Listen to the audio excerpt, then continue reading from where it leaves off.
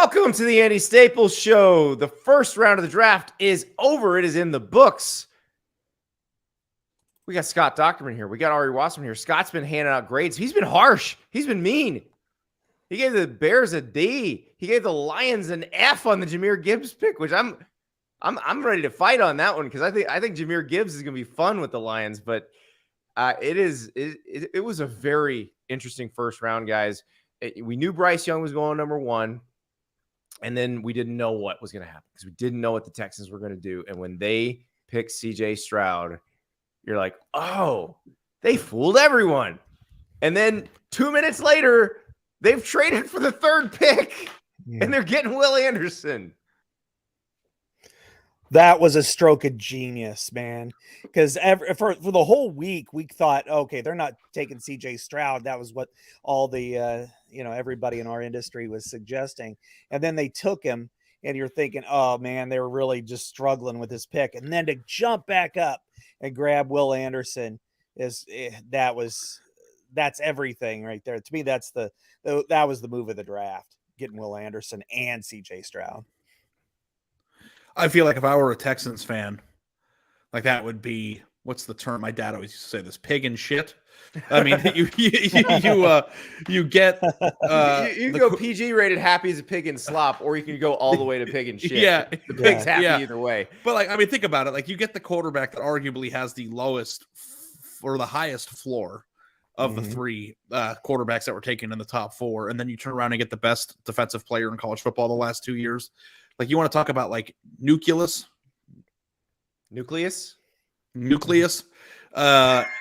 build around and build through. I mean, that's that. I mean, too. And I'm always, and I don't know if it's because I lack patience just in general, Scott and Andy, but like, I'm always a proponent of like, forget the future.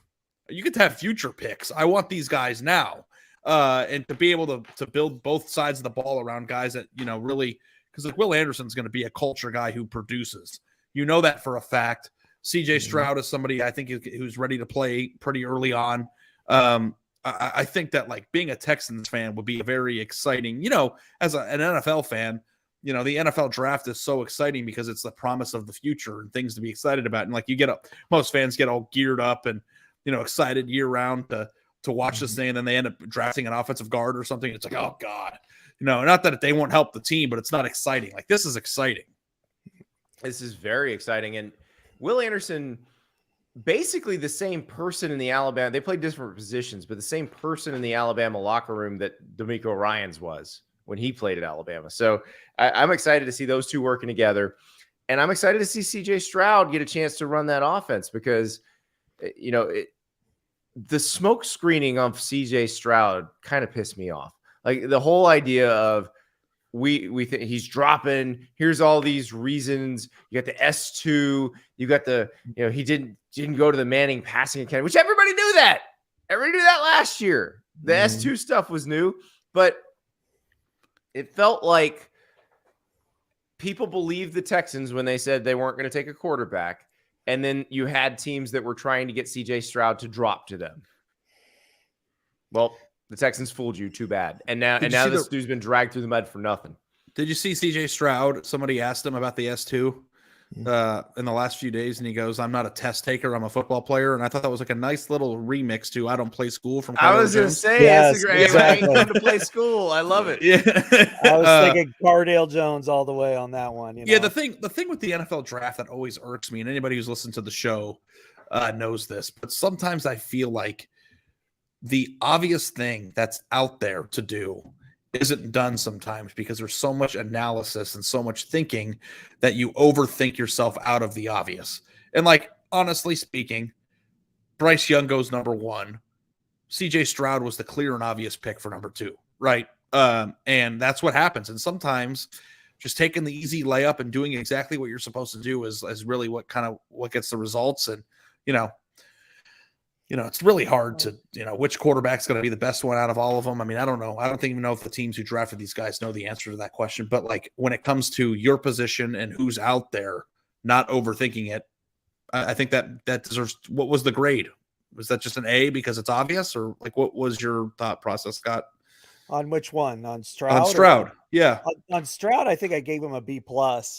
I thought that was a really good move for them. I mean, it was a questionable move because they seemed to be hedging both ways. But then when they jumped up there, I gave them an A. I mean, I thought, okay, now you've got your defensive pillar and you've got your franchise quarterback within, for a team that really needed some direction. Now they have it at the head coach, you have it at quarterback, you have it at edge rusher.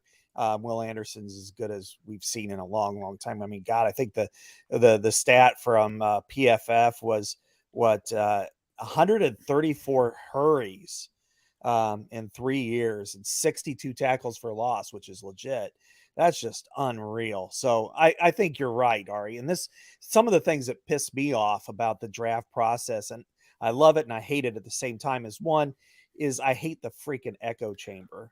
That once everything comes down, everybody starts spewing and just rambling, and they're using the same stuff on every player because they heard somebody else say it, and I can't stand it. And I hate the prospect in a lot of cases of upside versus production, because we've seen these guys play.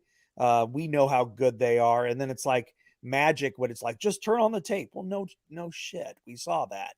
So, those are the things I kind of hate about it, but it is the marriage between the two most popular sports in this country. And that's why we're all riveted every single second of it. Speaking of upside versus production, Anthony Richardson went at 4, which is higher than I think we thought he'd go. We figured he'd go bottom part of the top 10, but the Colts, who need a quarterback, who've been in quarterback purgatory for the longest time. I mean, Andrew Luck is their guy. He's everything he was advertised to be. Now he has injuries, but when he's healthy, he's absolutely a franchise quarterback. And then he just decides he's done. And if you haven't listened to Zach Kiefer's podcast on Andrew Luck, get yourself to the Athletic Football Show feed after this and download those episodes, because it's tremendous.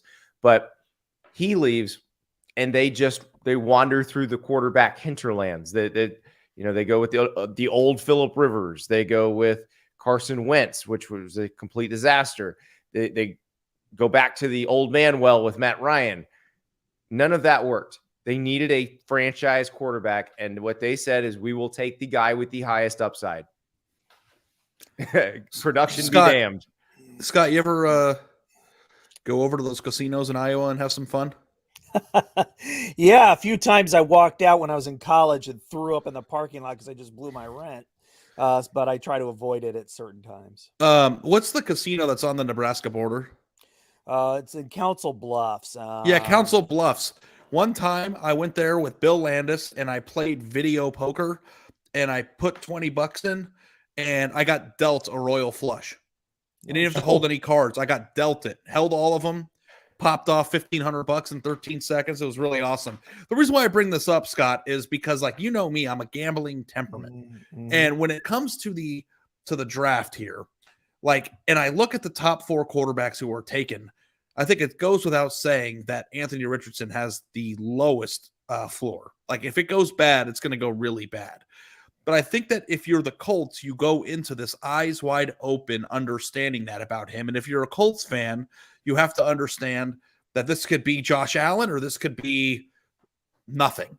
Mm-hmm. And I like that. I like the intrigue of that. I like the idea that you could end up in 3 years from now looking back at this draft and being like, how the hell did Anthony Richardson be the last 4 and was the 3rd quarterback off the draft? Look at this guy.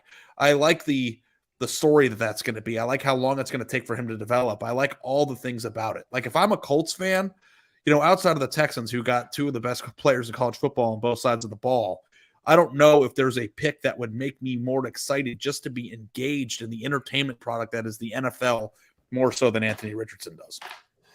He is, I called him the riskiest pick I've ever seen. Did you hear that?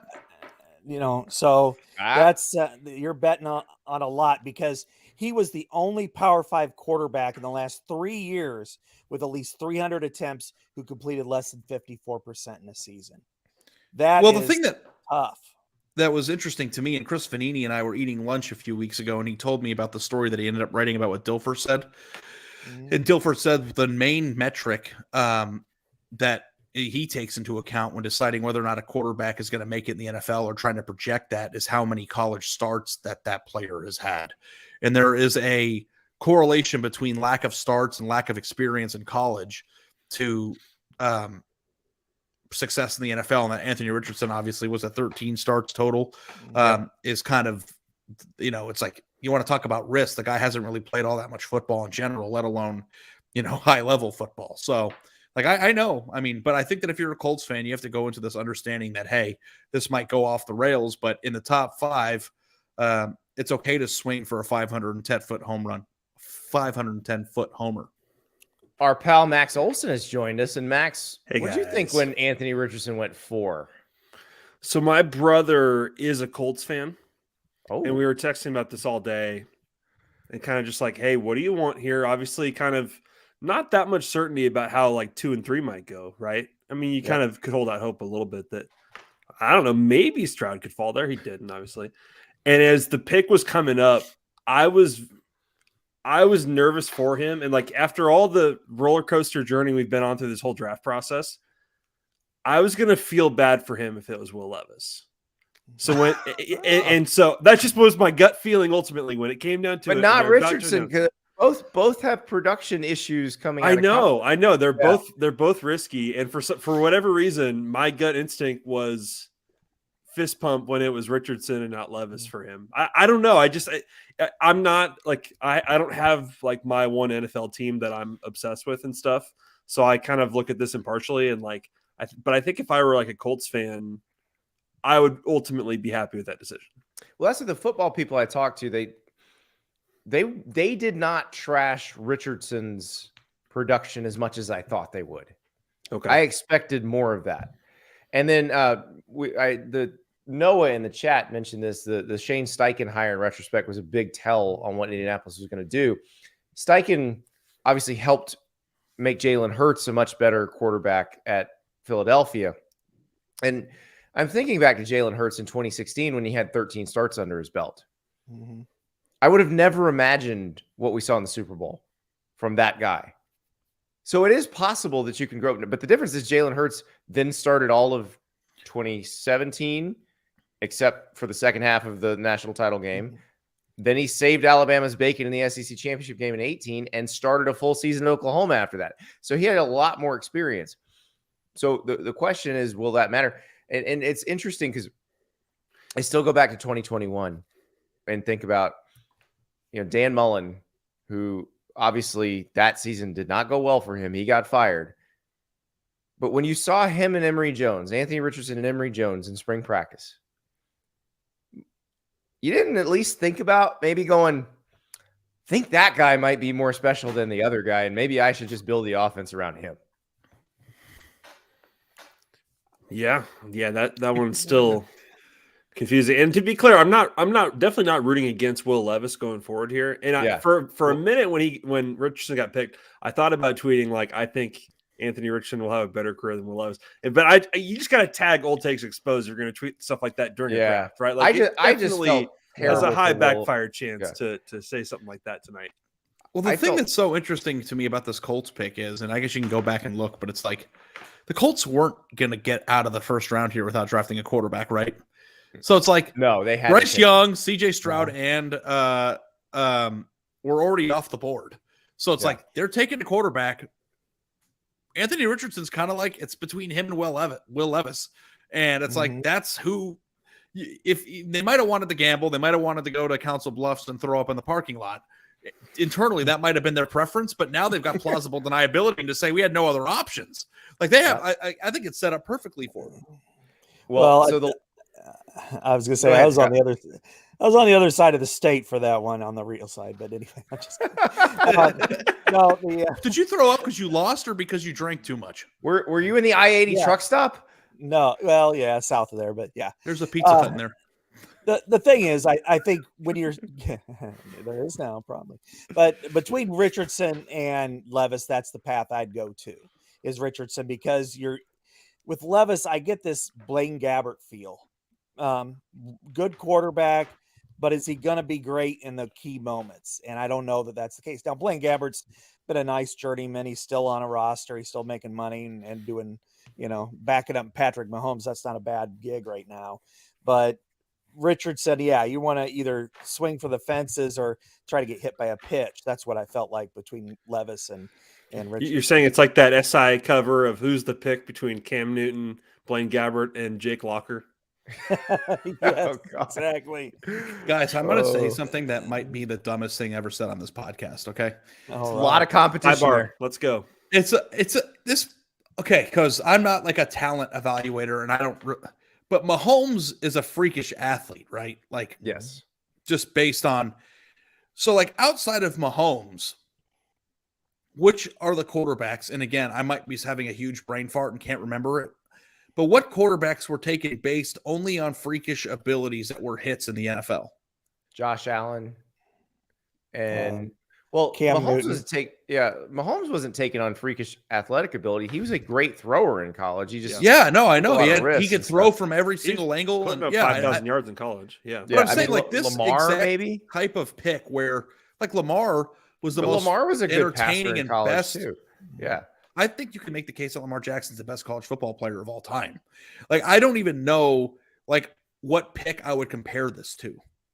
Is this a Josh Allen comparison? It's closer to Josh Allen than anything else, probably. Because, like, everybody wants to compare this guy to Cam Newton because of the physical traits, but Cam Newton was one of the most productive players that we've seen in our lifetimes. So how do you even compare this? This is like, this is a very, I see Jamarcus Russell in the chat, but Jamarcus Russell was also an extremely productive college quarterback at LSU. Right. So there's no resume. I mean, Anthony Richardson that's why I call him the riskiest quarterback ever, because he doesn't have anything there. Again, when you're the only Power 5 quarterback the last 3 years with 300 attempts and less than 54%, those are horrible numbers. But you look at that, he's more than 6'4", he's 245, he's got huge hands and runs a 4.43 and could do all this stuff. And any offensive coordinator would say, give me a chance. Yeah, with this I can do better than those guys did. It's when you put it in these never terms, doubt the ego of people to be like, I can do better. Right. Yeah. Put it in these terms. What player has or possesses the physical traits that Anthony Richardson has? And it doesn't even have to be at the quarterback position. Just a freakish athlete for his position that wasn't an insanely productive college player.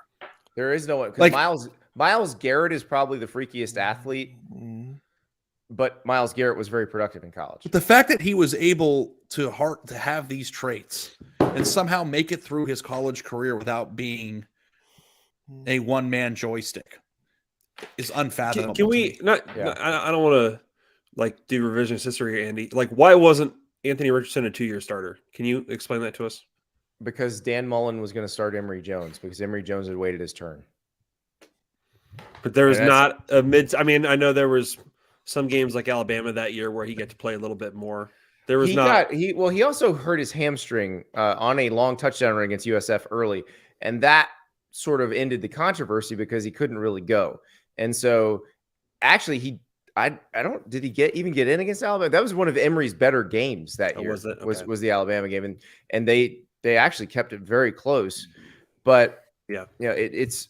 So we forgetting that he was like in transfer rumors before last year.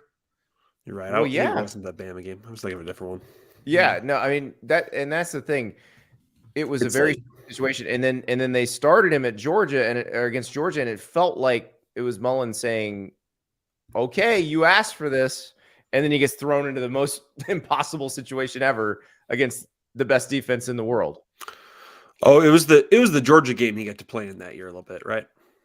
He started that game. Yeah, that's right.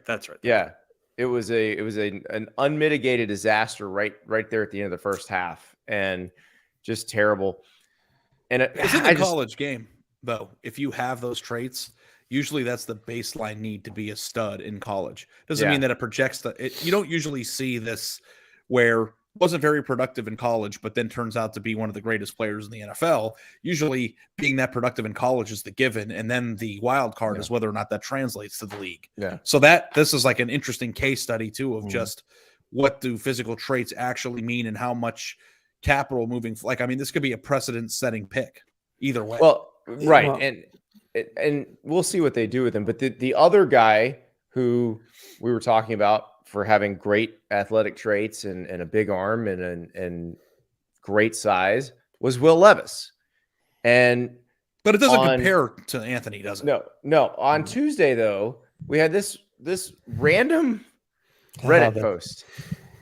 Will Levis is currently plus 4,000 to be the first overall pick. Well, ladies and gentlemen, he's telling friends and family Carolina will, in fact, take him on Thursday. You're welcome. People then bet this down to plus 400. He didn't get picked in the first round. He sat there in the green room the entire time, which I would have left. I would have found a bar and I would have left. If you're going to bet on a first-round pick, you should probably trust your sources. I mean, if you're going to bet on that, what better than a random Reddit post that was somebody's second post? It was the GameStop of college football players. GameStop. Exactly what it was. It's exactly what it was. This needs its own, true life story for the next year or something. We need to make this like a huge story next year. Hey, there was a panic in the group chat. Remember, Max? People were just like, "Oh my God, this is happening! Like this is crazy," and they took the gambling lines off the board for an hour. That's right. And then when it came back on, and I think Bryce Young was even more of a favorite to go number one than he was before they took it off the board. So, yeah, I mean, but you never know. I got a lot of texts tonight about what are the Lions doing. I assume you guys did you guys already hit that? No, not yet. Scott had some thoughts on Jahmyr Gibbs. So you have the floor, Mr. Doctorman. Yeah, this is called the Salty Scott segment. Clear out. He's going ISO. Here we go. All right. Well, I gave them my only F in the first one, with Jahmyr Gibbs. And it's not so much that he's going there. It's where he went, number 12 overall. And I'm thinking, this is a team that was 32nd in defense that improved as the season went on, but you've got, they need a 3-tech. There's Cansey there. There's Lucas Van Ness there. There's other players there that could help them out, or corners, Christian Gonzalez, Brian Branch, any of those players could have helped them. And I'm not suggesting that Gibbs is a bad player at all, but I think that he might have lasted all the way through the first round and into the second round, and you could have grabbed him at one of your spots there. And, because, I do think that they could be good with David Montgomery and with DeAndre Swift. Yeah. I think he could be really good, but I just don't know that, again, a 5'9", 199-pound running back, 12th overall in a league that devalues the running back, unless you're talking about Robinson or Saquon Barkley a few years ago. I just think that's too rich for that blood, especially for the number 32 defense. I've said this a bunch of times. I feel like if a back can play slot receiver for an entire game and be effective, he can be a first-round draft pick. So Bijan and Jahmyr Gibbs fit that bill. Now, the thing about the Lions, though, is I think they could have gotten probably, like you said, Scott, because they have so many more picks, they would have had a shot to get him later in the draft. I don't think you got to take him at 12. Yeah, exactly. That's why I have the biggest problem. I mean, he runs a 4.36. You want that. And on AstroTurf or whatever the turf they have there, I mean, he's electrifying. And when you throw on the offense that they have, yes, that's great. But there's also tight ends you could use that could be helpful. I just think that they should have went defense, get Gibbs later on. And then the Campbell pick. I mean, this is good. This is kind of weird for me to talk about because I think highly of Jack Campbell, and I think he is a culture changer and does a lot of really good things. But I think, another guy they could have gotten later. Exactly, he was projected as a second rounder, and now the Bills were amping to take him around 27. They were going to take him, so they probably got wind of that and why they took. And I can understand that part a little bit more than the running back, but probably either one could have been in the 20s. They could have traded down. But Scott, didn't you almost do that in our mock that we did a few months ago? Didn't you almost do? I feel like you thought about doing Jack Campbell to the Lions when we did it. I did it once, yeah, but I wasn't going to jump back up to 18. But it was like, yeah, I think he might be a good fit there, and I know he had a lot of contact with him. The Bills, by the way, took Dalton Kincaid, the tight end from Utah, which I think that's Savage. If you're Josh Allen, you're like, yes, thank you. But Savage. the best part of Dalton Kincaid was he's at home, but he's got all the hats, and he's got a hat guy to hand him the hat. And so he gets picked by the Bills, and hat guy's just fumbling around back there looking for the Bills hat. And he's like, I found it. Here you go. Guys, he is going to be a fantasy gold mine. Oh, yeah. Oh, yeah. Do you think you just like do all those on Prime, Andy, and then you just take them back tomorrow morning? Like, what do you do with the other hats? Return the ones you didn't use. 100%. Yeah, so, probably so. Tags are still on them. I didn't see him rip the tag off the Bills hat. So maybe, if I think that you might even return the Bills hat. That's true. He's going to get lots of Bills gear. He needs that other one. So, we got to talk about different draft setups here. Nolan Smith sipping champagne, elite draft party, elite. Michael Mayer, who is yet to be drafted, 4 seats, huge draft party. It's 4 seats. It's mom, dad, and I think his sister with him, and then everybody else behind. Like, and it looks like the cast of Can't Hardly Wait behind him, behind the couch. Like, do you have more chairs? Could you get more chairs for tomorrow night? Or are we not doing a party tomorrow night? Man, poor Michael Mayer. He just looks so dejected. He's gonna be fine. Like, he's gonna be good in the NFL too. He's good at he's a tight end who's good at everything. He's not the best at anything, but he's good at everything. I think he's gonna be just fine. So Michael Mayer is gonna be all right. Sam Laporta is gonna get picked tomorrow night too. There actually may be a couple more tight ends that go tomorrow night. Darnell Washington from Georgia is another one that's probably going to go from Morgan State. Yep. Yeah. So I mean, there's Tucker Kraft. Yep. It's gonna be tight end to Palooza on We're Friday talking night. about freaks, man. Darnell Washington. Oh yeah. Well, I'm glad you mentioned Georgia, because I did want to mention that essentially the Philadelphia Eagles are recreating the 2021 Georgia defense. Like, they already had Jordan Davis and Nakobe Dean, and now they got Jalen Carter and Nolan Smith. They won. Yeah. Yeah. Take a bow, Howie Roseman. And they could have taken Branch at 32. Like that, they had some like really good options at that 30th pick. That was crazy. Yeah. I mean, to get both those guys, Carter and Smith, and God, and you throw on that. I mean, they had 70 sacks last year, which is part of the reason why I still want to kill the Bears. They had 20, 70 versus 20. Yeah, Scott wants to kill the Bears for the Darnell Wright pick. He's saying don't go offensive tackle there. Remember, the Bears had 9 traded back. So the Bears could have taken Carter at 9. They traded back to take Darnell Wright, which Ari and I, this is before we started recording, Ari and I were arguing, but doesn't Justin Fields need to be protected as well? But Scott, I understand, like, if you can get Jalen Carter at 9, that type of player does not fall to 9 very often. You've got a defensive-minded head coach in Matt Eberflus, who has said repeatedly his number one player that's the linchpin of his defense is the 3 tech. And you've got the best prospect at that position that we've seen in years. And you trade back for one spot, and then you get a 4th next year for him. And when he's a guy that's a home wrecker, a game wrecker, everything. And instead you give him to the team that doesn't need him, but now is going to. Scott, listen, would you rather draft a 3-star or a 5-star? Just, I'm asking you, just man to man here. I'm going with the 5-star. Darnell Wright was also a 5-star, by the way. Darnell Wright was a 5-star. Yeah. That's what I'm saying. That's what I'm saying. They took the 5 over the 3.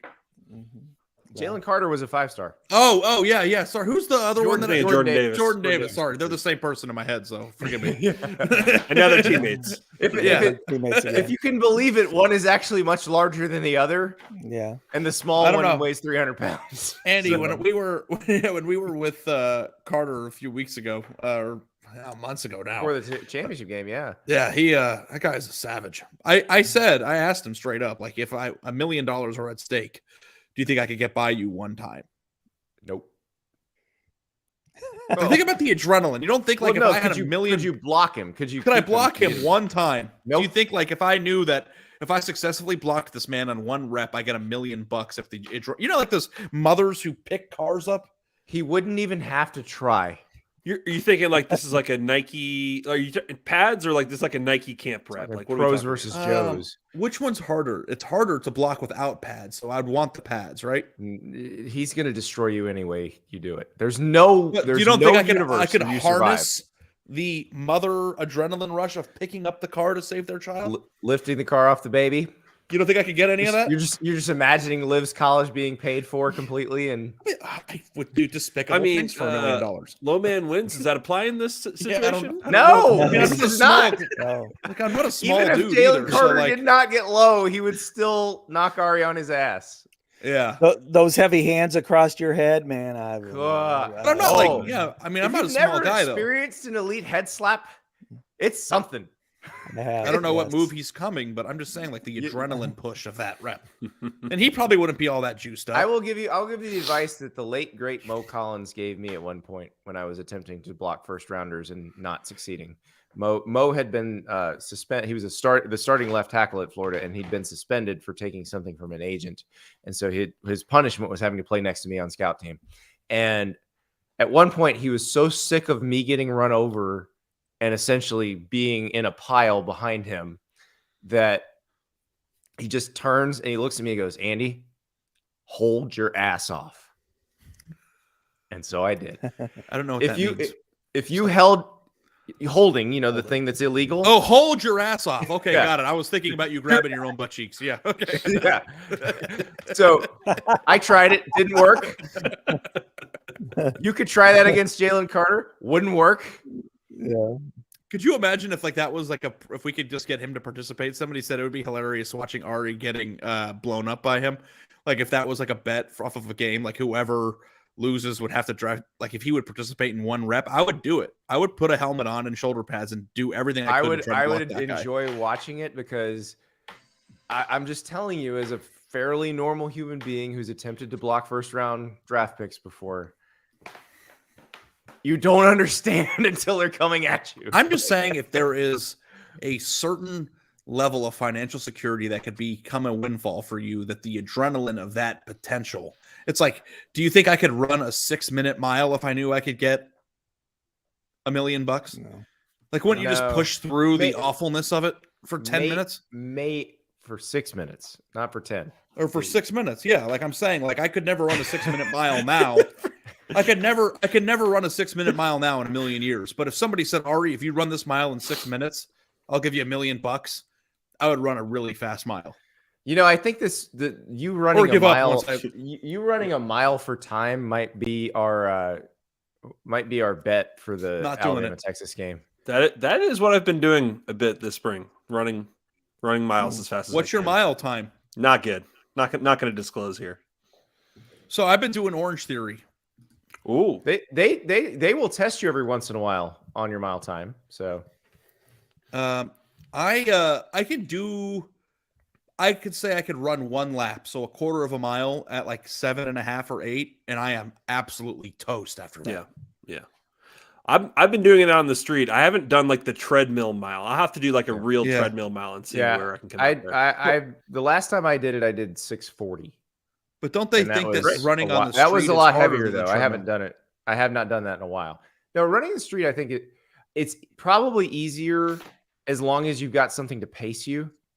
As long as you got music in your head, you got to have some fast music for sure. But it's harder to run on the street than on the treadmill, so I'd assume that your time would be better on the treadmill, right? It's like running at 1% incline on the tread, but it's not that bad. It's not that different. So because of wind and stuff, though. Maybe we need to have the will be faster, I think, for me. But do we need to have the Andy Staples Show and Friends Decathlon? Yeah, we do. Where do we find a javelin? I'll do the swimming as long as it's in a hot tub.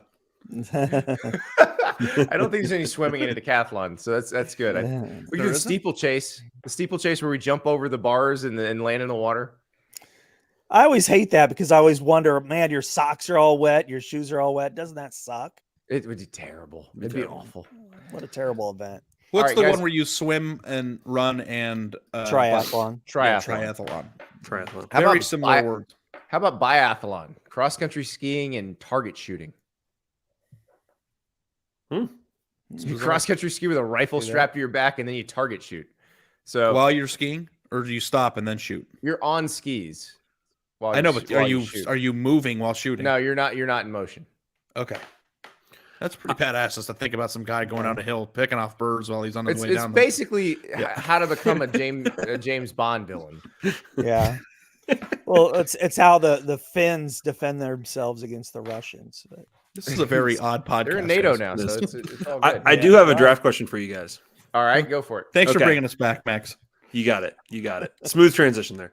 All right, we had a run of 4 receivers drafted in a row Yes. from 20 to 23. Mm-hmm. Jackson Smith and Jigba to Seattle, Quentin Johnston to the Chargers, Zay Flowers to Baltimore, Jordan Addison to Minnesota. If you had to pick one, like remember we had this a few years ago, and like Justin Jefferson goes right after Jalen Reagor, bit of a difference there. Like if you had to pick one of those guys that you're like sure thing, Pro Bowl in the next few years, which one is it? So I was going to say Jackson Smith and Jigba, and then I thought about the idea of Jordan Addison being in the same receiving core as Justin Jefferson. Mm-hmm. And they're not the same player, obviously, but in terms of just being able to put up massive production, both of them can. Addison didn't as much last year. He wasn't force-fed like he was at Pitt. If you got to concentrate on Jefferson, they're going to be able to hit Addison every time they want to.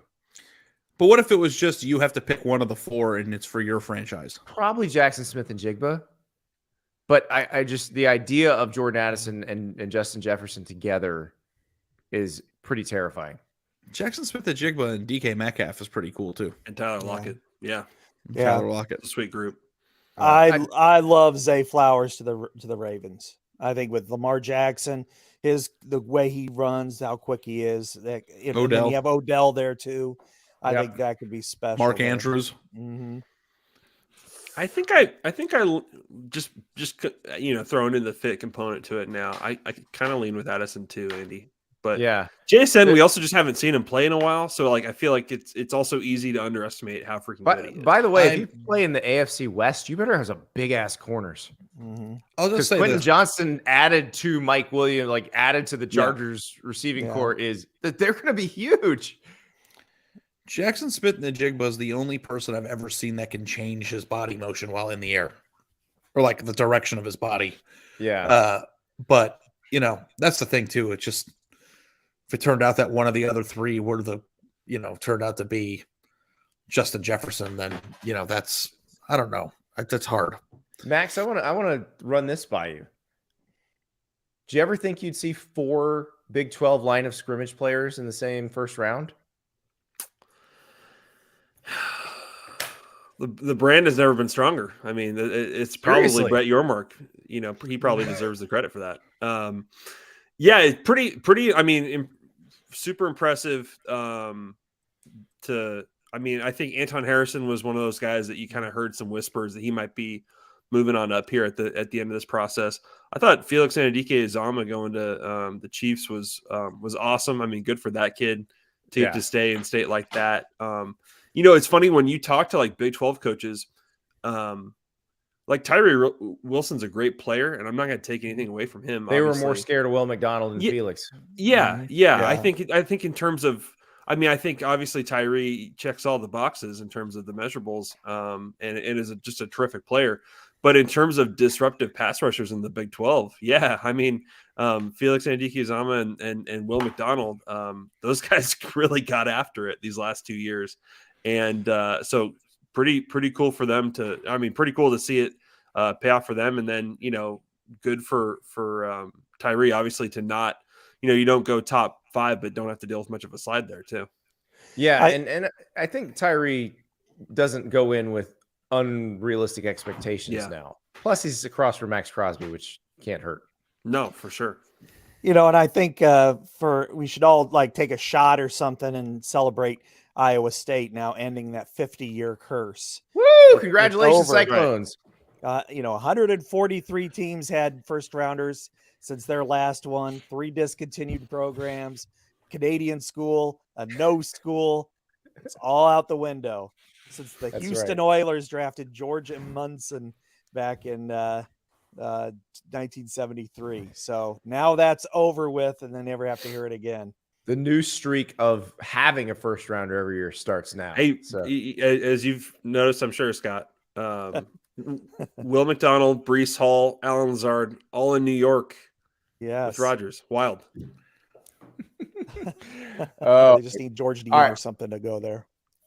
That's when right. we come back, we have some college football news to discuss, and having the portal authority Max Olson here, even better. But this is a topic that it was driving Ari crazy the other day when it was a possibility. Now that it has happened for real, I eagerly await Ari's meltdown. We will be. I was complaining to Max about that on the phone too, so he's ready. I know. Oh, I know. I'm ready. We'll be right back. Do your financial goals feel out of reach? They don't have to be. With Chime's secured credit builder Visa credit card, you can start building credit with your own money through on-time payments and small everyday purchases like groceries, streaming, and gas. Members see an increase of 30 points to their credit scores on average. Chime reports your payments to the major credit bureaus and help you build credit over time, all with no annual fees, large security deposits, or credit checks to apply. Start making your financial dreams a reality with Chime. Signing up only takes 2 minutes and doesn't affect your credit score. Get started at chime.com/Andy. That's chime.com/Andy. The Chime Credit Builder Visa card is issued by Stride Bank N.A. pursuant to a license from Visa USA. Chime checking account and $200 qualifying deposit required to apply for secured Chime Credit Builder Visa credit card. Based on a study conducted by Experian Credit Builder members, observed an average of 30-point FICO score increase after 8 months with regular on-time payments. Results may vary. See chime.com for details. Out-of-network ATM withdrawal fees may apply except at MoneyPass ATMs in a 7-Eleven or any Allpoint or Visa Plus Alliance ATM. That's chime.com/Andy. Get started. Takes 2 minutes. Chime.com/Andy. Welcome back. We've talked draft. Now we need to talk another situation with 5 quarterbacks. We thought 5 quarterbacks might go in the first round. Only 3 went. But you know where they got 5 quarterbacks now? Alabama's quarterback room. Tyler Buchner, the Notre Dame. He was going to be the backup to Sam Hartman. He entered the transfer portal 2 days ago. He is now headed to Alabama on Thursday. He announced he's headed to Alabama. Ari, you were hot about this when we were talking about it on the show when he entered the portal, and you said it's absolute madness. Can't believe he'd go, that Alabama will be taking another quarterback. Can't believe he'd be taking a backup from another team. It happened. Why am I the only person who's shocked by this? You're not. I'm not, right? Okay. No, you're not. It is a red flag. And I wrote a column about this that'll be on The Athletic. If you're listening to this Friday morning, it's up now.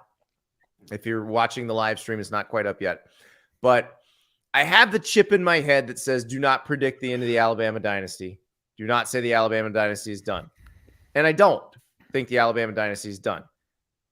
But I can say this is a red flag.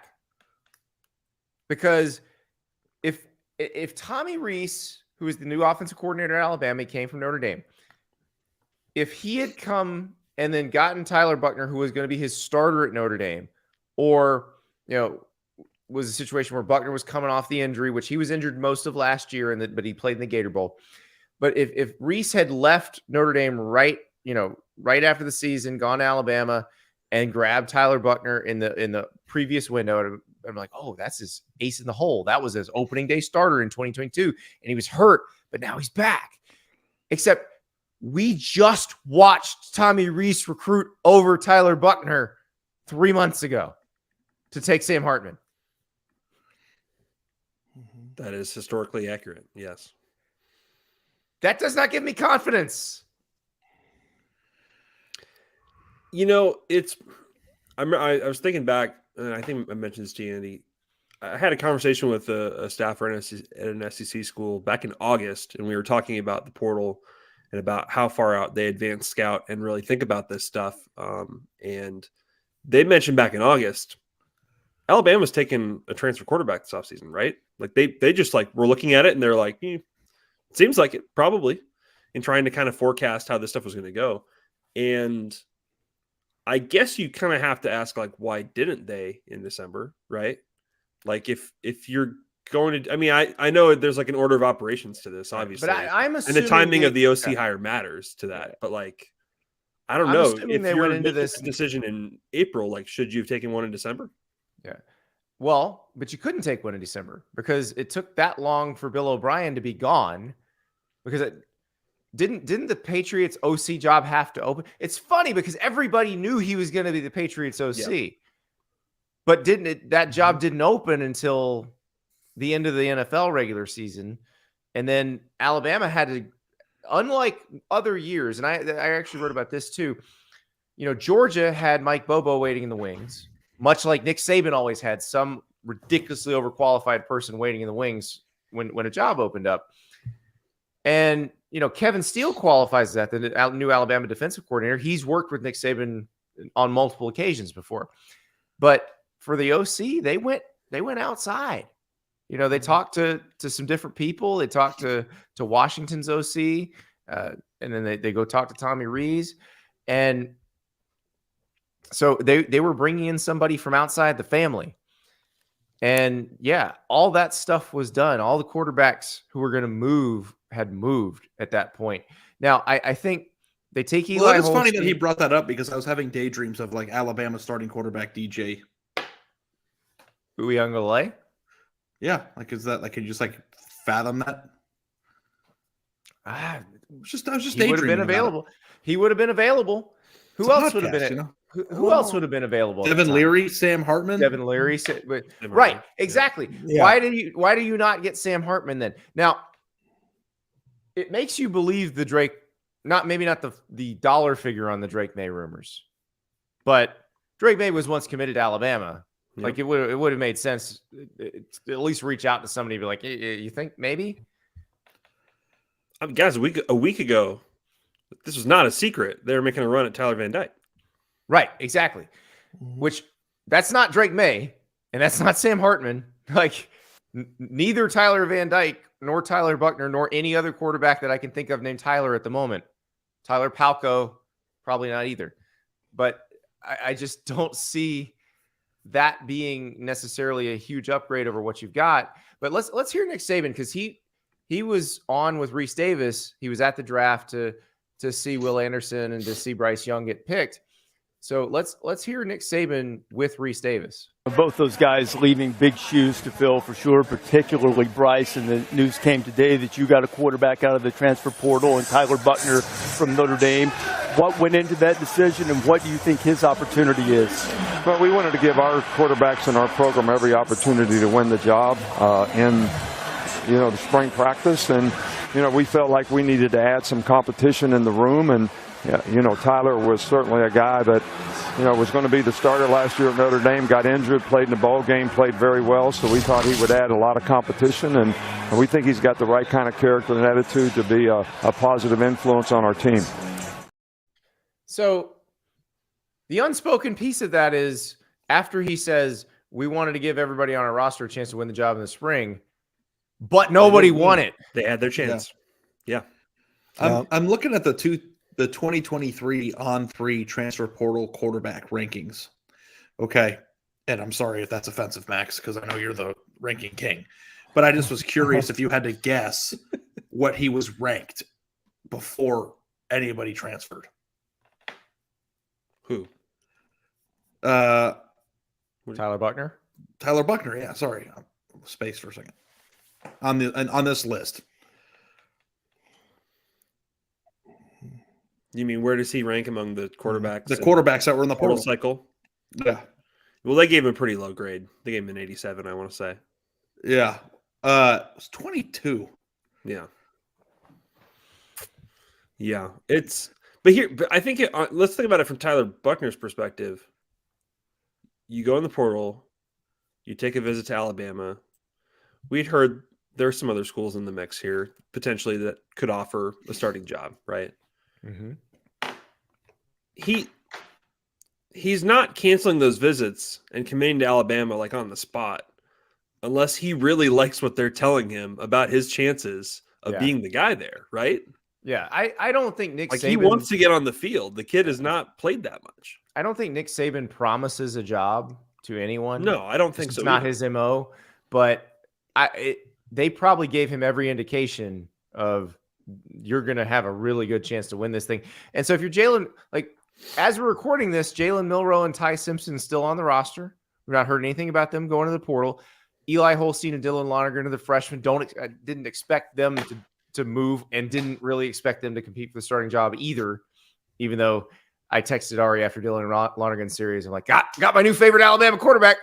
So we'll see how that goes. I don't think we're going to get any of that coming to fruition for a while, but it is a strange situation because Alabama, the rest of the roster is still really, really good.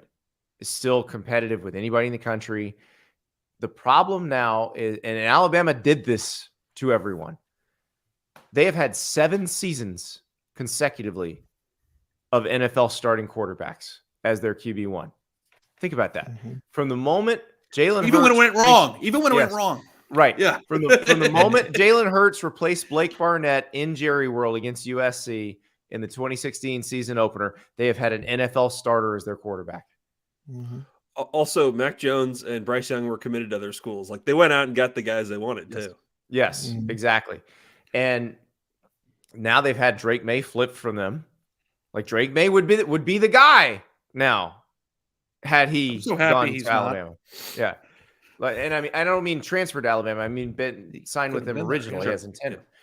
And so it is a strange situation because they did this to everyone. They raised the level of play so much that you had to have a much better quarterback than you used to have in the SEC. I mean, Stetson Bennett was a very good quarterback, but he also was surrounded by all that Georgia talent. But, he's probably going to be an NFL quarterback. I kind of think you have to have one to win the SEC now. Like LSU, I don't, Jaden Daniels, late Arizona State Jaden Daniels, I wouldn't have said that's an NFL quarterback. But, when you look at his freshman year when he had talent around him, and then look at what he did toward the end of last season at LSU and where he's at now, he could be an NFL quarterback. They like Garrett Nussmeier a lot. Here's a question. Could Garrett Nussmeier walk into, and he can't because the SEC rules, but could Garrett Nussmeier walk in and win the Alabama job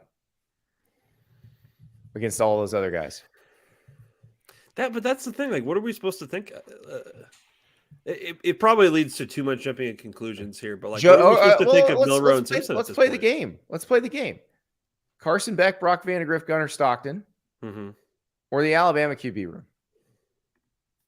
Well, you take the Georgia one. Okay. Jaden Daniels and Garrett Nussmeier, or the Alabama QB room. I guess you take the. What do you guys think? Wait. Well, the thing that's so hard about this is that, like, if you would have asked me that question a month ago, I would have laughed in your face. So, like, now it's like kind of like, what am I? The Alabama but I'm not sitting here thinking the Bama room's a bunch of busts at this point either. That's what I'm saying. Like, I think I would take the Alabama. But I think they're saying that. Well, they're not saying about a Holstein and Lonergan. They're saying it about Milroe and Simpson, though. Mm-hmm. That's not us saying that. That is them taking Tyler Buchner. How else are we supposed to interpret that? I think we're supposed to take it as they don't feel like Jalen Milroe is where they need him to be. Yeah, I think that's right. So as Lester Lee just pointed out, Joe Milton and Nico Iamaleava were the Alabama QB room. Which one you got? Milton. This is getting very interesting, is what I'm saying. Now, Alabama is going to have. I'm getting sick to my stomach. Great edge rushers, and Chris Braswell and Dallas Turner. Jaheim Otis inside on the D line is going to be a star. They've got Malachi Moore in the secondary. Awesome. Like, the defense is going to be real good. Justice Haynes. You see him running the other day, freshman running. Woo. I think they're probably going to run the damn ball this year. I think we hell yeah. that too. I mean, left tackle seems to be an issue, but they could move the right tackle over. Scott Docterman, you know the name Caden Proctor very well. He's from Iowa. He looks like you see a that picture of him. Did He you looks see like it, a Scott? 5-year NFL veteran already. He looked like that at age 15. Yeah. So Scott knows. Miller Yeah. Cunningham in the chat. Maybe the defense is A++, and the QBs don't look good against them. I would say that, but Bryce Young faced a similar situation last year and was Bryce Young. I don't know that this is Bryce Young. I'm guessing it's not. What level of does Alabama's quarterback have to be for them to win a national title, though? Like, do you still buy that they has to be Stetson Bennett or better? And maybe better than Stetson Bennett, because Georgia's top end might be a little bit better. My number one thing with this question is what's up with Ty Simpson? Now, Like, that's the one that's confusing to me. He did get hurt in the spring game. Like, there's video of it where he whacks the thumb on his throwing hand on a helmet during a follow through in the first series and then plays through it. So maybe there's something more to that as well, maybe with that injury. But I was told it was not based on any of the ones in the competition being hurt and being out for any length of time. It was just simply more competition in the room. Because when Ty Simpson committed to Alabama, it was the timing of it set up where he would be the heir apparent here now. Except Jalen Milroe was the backup last year and got to start a game. And I don't know. It seemed to me watching this. That was before Milroe played. Yeah, but it seemed to me like Milroe was the one that they were gearing toward winning the job. Yeah. But I don't know. Are we, not to talk in circles here, but like, is it possible we're just like kind of snoozing on Buchner too? Could be. I mean, we only got to see 3 games from him last year. Yeah, he didn't start as a freshman. I mean, he played in some games as a freshman, but didn't start. And I don't know, like you're going with a guy you're comfortable with. Obviously, you know the offense. Like, I'm not going to sit here and say like Tyler Buchner is first team All SEC, but what's the upside here? If Tommy Rees was that confident in Tyler Buchner, why did he recruit Sam Hartman in Notre Dame? That's the hard part. Yeah, that's where I keep hanging up on. Like I said, if that never happened, I'm like, oh, he's got his guy. He knows the secret because he's seen him at practice, and we didn't get to see him in many games because he got hurt. And he's awesome, but we've seen him recruit over him. Now, we've also know that Sam Hartman's pretty awesome. So it may just be they said, here's this guy who has been incredibly productive in a power conference. He's a veteran. He wants to come here. Let's go get him. I think you're talking about 2 different kinds of quarterbacks, though, in some ways. I think Buchner is the type of guy that, hey, if nothing else, he can hand the ball off. He's not going to throw interceptions, and even though he did that a little bit last year, but when he did play. But three in the Gator Bowl, but 3 touchdown passes. Well, too. yeah. I mean, he completed less than 60% too. Well, I mean, in this 3 games, but I think at least you know that he can start and he's not going to kill you. And then maybe by the time you get to midseason, maybe one of the other 4, steps up and becomes somebody who can compete for that job. And if you need somebody with more talent, I don't know. I mean, I'm only speculating because I don't follow Alabama that very closely, but but I would say Tyler Buchner is not necessarily a guy that's going to win you a national title. Well, and that's the problem is Alabama raised the bar and then Georgia raised it again. And so now you're sitting there dealing with that. They don't play on the regular season schedule, but Alabama's got to get to them, which means they probably have to beat Tennessee and LSU to do that. LSU definitely, maybe have to beat Tennessee. We'll see about that. But it's going to be very interesting to see because it is unusual for me to see this because I just sort of been lulled into the sense of Alabama's always got a guy now. They've always got a guy that and I guess Mac Jones they weren't entirely sure about. But they were pretty sure going into that preseason. It is kind of a funny dynamic that we went before it became pretty clear that Carson Beck was going to be the guy at Georgia. We had Seth Emerson on, and we were talking about does it really matter who wins the job there? You know what I mean? Because they're all like it's all in place for whoever it is. Tons It's of like you future probably, Eagles players on that team. Yeah, for yeah. sure. You would have, probably said the same thing about Alabama, and yet here we are at the end of April, and it's just like, holy crap, the sky's falling there. And I don't think the sky is falling. I don't think they're suddenly a bad team. But the expectation of their fans is that they're supposed to compete for the national title. They're supposed to compete for the SEC title. And I'm guessing Alabama fans right now are kind of like, yeah, And it's not just the quarterback different. thing. Yeah. I think that it's the unfamiliarity or the uncomfortable feeling that they haven't felt in a long time that something went wrong there. Yeah. Yeah. And I don't know that we don't know that it did. One of these guys may one of the freshmen may be the guy by the end of this. Like, they've done it before.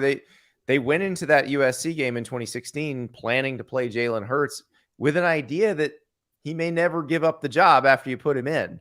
So it's entirely possible that one of these guys grabs it and is fine, and they're fine. But I'd say that the chances of there being one of the special, like a special one on the roster, is that it's one of the freshmen. But you gotta be willing to give them a chance, and also be willing to let them struggle a little bit. And when you're supposed to compete for the national title all the time, that's hard to do. I'll tell you what, there's two teams that have been incredibly spoiled with great elite quarterback play over the last handful of years, Alabama and Ohio State. And what's funny is that Alabama, before the recent run, Alabama's last first rounder was Richard Todd in 1976. Mm-hmm. And then now they've had three straight, first rounders, Tua and Bryce Young and Mac Jones. And Ohio State is in the same ballpark. In fact, the Big Ten went 25 years without a first rounder. They had a couple other pretty good quarterbacks in Brady and Breeze and never heard of him. Russell Wilson for a year, but Ohio State's only other first rounder before Haskins and Fields and now Stroud was Art Schlichter. So wow, which I don't know if he would. He and Ari had something in common. Yeah, I was gonna say if hey, you watch your mouth, pal. if they hooked up and I'll rip people off. That's You shut your true. mouth when you speak. Yeah, no, we both have the same predisposition to entertainment. I was gonna say the depths of which we would go to indulge in that are different. Hanging out. He thinks he could block Jalen Carter too. Yeah, yeah, right. Yeah. Hanging out in Council Tucky. Adrenaline. Well, gentlemen, adrenaline has carried us through, but it is very late. We've broken down the draft. We've panicked over Alabama. Maybe we don't need to, but I bet Alabama fans are panicking just a smidge right now. Be honest. It's been a pleasure.